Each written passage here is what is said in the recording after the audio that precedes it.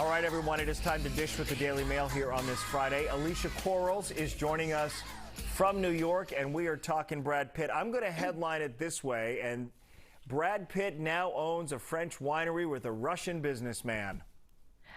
Yes, he does, thanks to his ex-wife, Angelina Jolie. So they bought Hotel Miraval, the Miraval Chateau, back in 2008. In 2013, Brad said he only started maintaining the winery. Angelina now sold her half of the estate to the man that owns Stoli, right under Brad Pitt's nose. They had an agreement that they were supposed to talk to each other before selling it, but she just went ahead and sold it. So he's suing her. Wouldn't there have been like an actual written contract with penalties if either one of them were to do something with their share without informing the other? Isn't that what these post-divorce joint agreements look like? Well, exactly. So he's saying that she basically broke their agreement, their written agreement. So he's now suing her. He says before anything was ever sold, they were supposed to consult with each other. He says, furthermore, she's trying to reap profit for something she has not contributed to. They got married on this estate, they lived on this estate, but he says towards the winery part, she has not put in any funds since 2013. There might be a lesson in that. We've had a divorce attorney say before that aside from working out a co-parenting agreement, staying connected in business or in any other way may not be the right way to go, especially if it was a contentious divorce.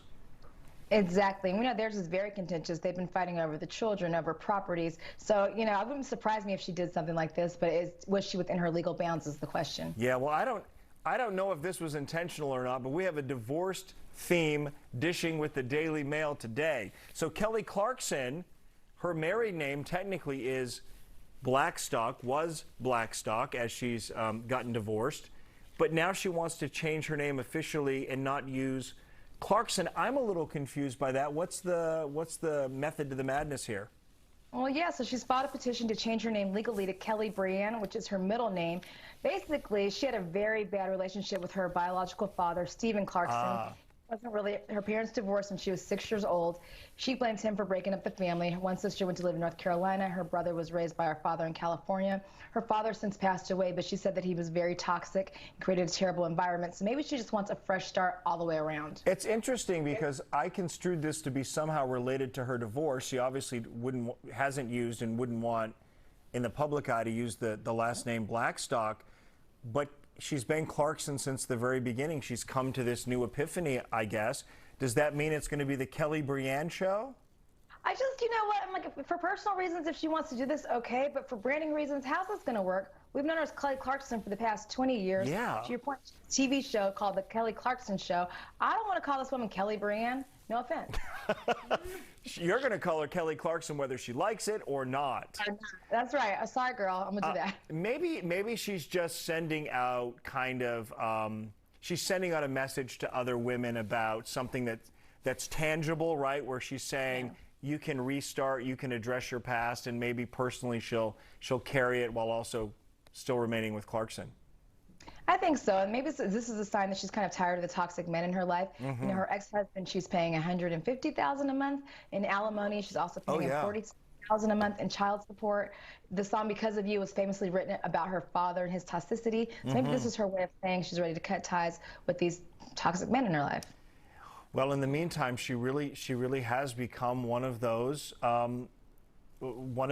surprisingly great talk show hosts. You know, every year when they introduce a new talk show, you think, okay, they have a show now. How's that going to go? And she really has risen to the top. So good for her. She really is, and she's the darling of NBC right now. She's got another show coming out with Snoop Dogg on there, a competition show. But yeah, to your point, she's really outlasted these other talk show hosts, surprisingly. She's the darling of Texas. She's from Burleson. So there you go. Alicia Quarles, good to see you as always. Have a good weekend. And remember, you can watch the Daily Mail TV right here, weekday mornings at 11 after Morning After. I haven't made it past the $150,000 a month. Yeah, he's getting $150,000 a month in alimony. And for how long? Remember, he wanted that ranch that they owned together and claimed Montana? that there was a huge amount of money that it would take to maintain that. And she was like, no, I'm not. You're not going to also get the ranch. So, yeah, she went through the big D, and we don't mean Dallas. I love that song. I love that song. He wanted the ranch, and she kept the palace. I changed the words a little bit.